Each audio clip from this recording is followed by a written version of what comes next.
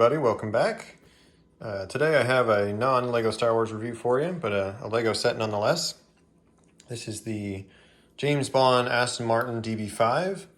It's not a set that I would have personally purchased, but it was given to me as a gift, and I've really enjoyed it. It's actually super cool, so I thought I'd talk to you guys about it today. This came out just last year, 2018. It's still on sale, as far as I know, at the time of filming this video. It retails for 150 US, and it's 1,290 pieces. A lot of cool details in this. It's pretty big too. Quick real world comparison. I have a 32-ounce Hydro Flask water bottle. You can see it is bigger than the water bottle. It's a big car.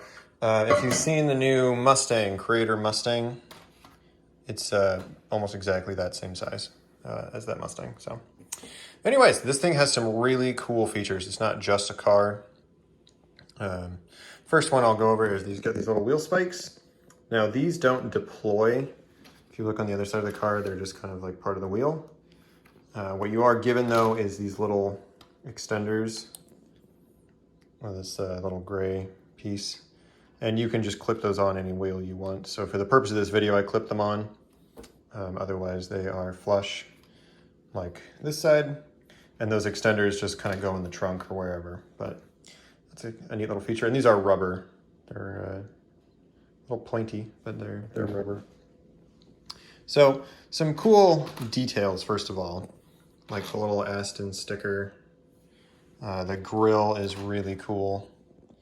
And the way you build this grill is awesome too. It's like a vertical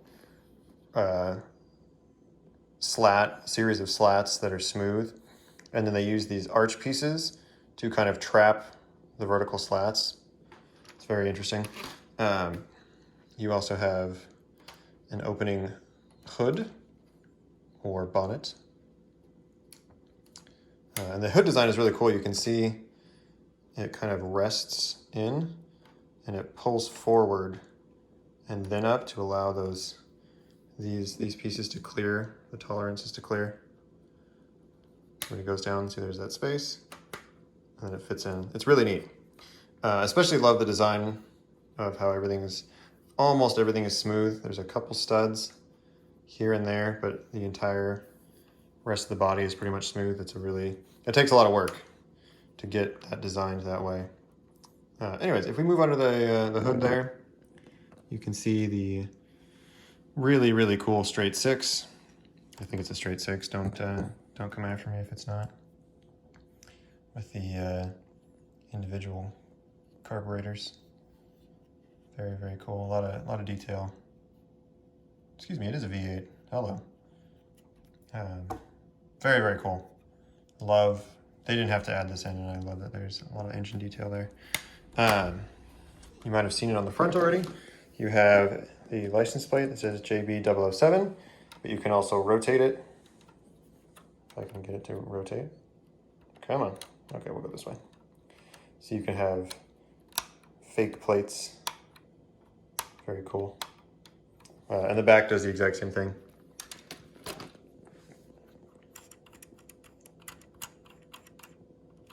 Love that detail. Moving inside, of course the door is open. Try and get a good shot of this for you. There we go. So we have a gear lever there, that red gear lever. And if I move this wheel right here, we can see that we have the flip up targeting computer. Very cool.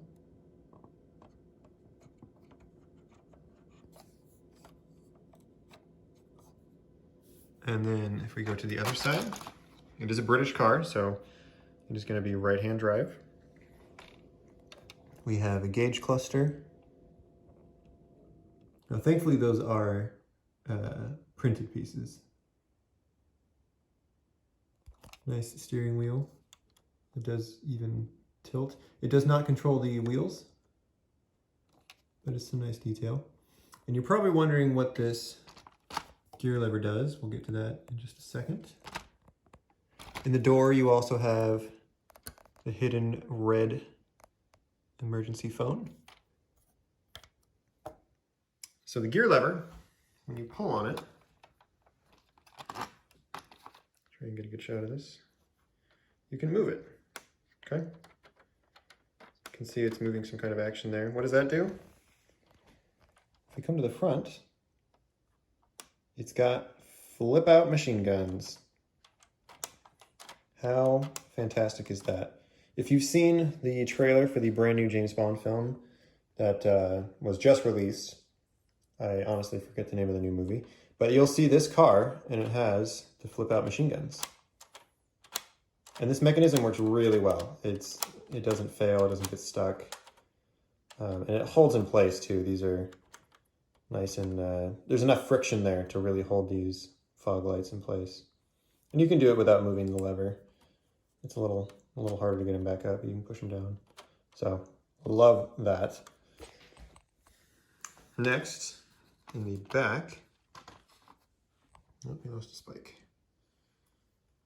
Yep. We have a functioning trunk. Nothing super interesting in the trunk, but we have a functioning trunk. Also love these taillights. The design of these taillights, how it kind of blends into the body. Very, very cool. Very good design.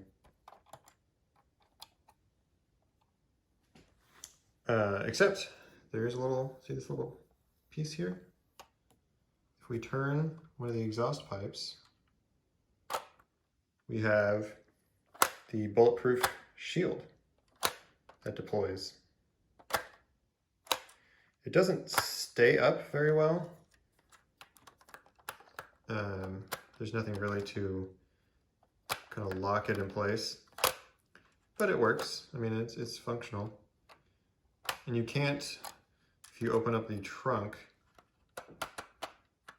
this doesn't function. Not sure at what point. Yeah, you'd have to almost close it. Yeah, so you basically have to close it. But I just love that. You have the deployable bulletproof shield to protect the back window, protect James. And there's one other feature that I absolutely love. So you see this back bumper piece. I'm gonna try to do this with one hand. I really hope I can do it. If you know anything about this car, you know it has a very special iconic function, okay? So if we pull on the center of the bumper, opens the roof. Oh, it got stuck. What happened? I'll try this again. Pull this back. That's why I didn't pull it far enough, I'm sorry. And it ejects the seat. How fantastic is that? So you can see this lever. Essentially, what happened the first time is I didn't pull it back. I forgot it pulls like really far back. So it retracts the roof, and then when you release the lever, it's gonna push the seat back up. And the seat design is really clever. It just sits on that hole, and you have that red pole right there. So when you reset it, it fits in there. And you wouldn't totally know there's not really a function there. But when you deploy, I'll try and show you guys again from the inside. See if I can do this. Okay.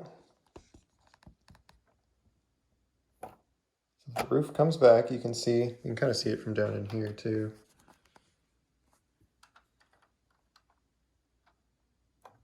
So you start by pulling on that. It's going to retract the roof, pulls back. The roof does get caught, so you kind of have to pull it like that. There we go. Now the device is primed, and then when you release, I'm going to do it in slow motion here, it pushes the seat up, obviously with enough force to come out of the car. And then it just drops back down, and you can reset it. I absolutely love that. If you didn't know that was there, just by kind of looking at the set, I don't think many people will be able to tell. that that's a function of it. They did a good enough job blending in this roof to really mask that detail. And it's gone forever now. I love that design. I think it is so awesome. So big props to the designers there. And this was not something I was really aware of when I got this set. So as I built it, kind of discovering that functionality was just amazing. Like it's so cool. So that is really this set in a nutshell. If you're wondering what it looks like on the underside, it even looks good on the underside. Like there's not a lot hanging off. It's not like a Transformer. If you've ever had a Transformers toy where you like look at the underside of the car and you can see like the face and the arms, and like for all the functionality, there's still a good like solid chassis here that kind of hides all the detailed functions. So really like this set a lot more than I thought I would. Some of the building technique, the fact that this is all smooth pieces, or like these lights that are kind of like floating in here, or this 2x4 smooth tile that creates the side grille. This really neat light design. Just, there's so many neat design cues in here.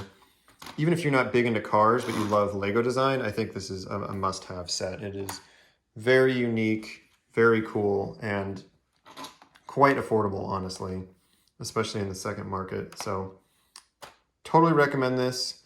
Aston Martin, or James Bond's DB5. Really neat set. So thank you guys for watching. Got a couple more reviews for you coming up, including a very special one that I've been planning for a long time. So I appreciate you watching and subscribing. If you want a little more channel news, just follow me on Twitter. Links down below. And I'll see you guys in the next one. Take care.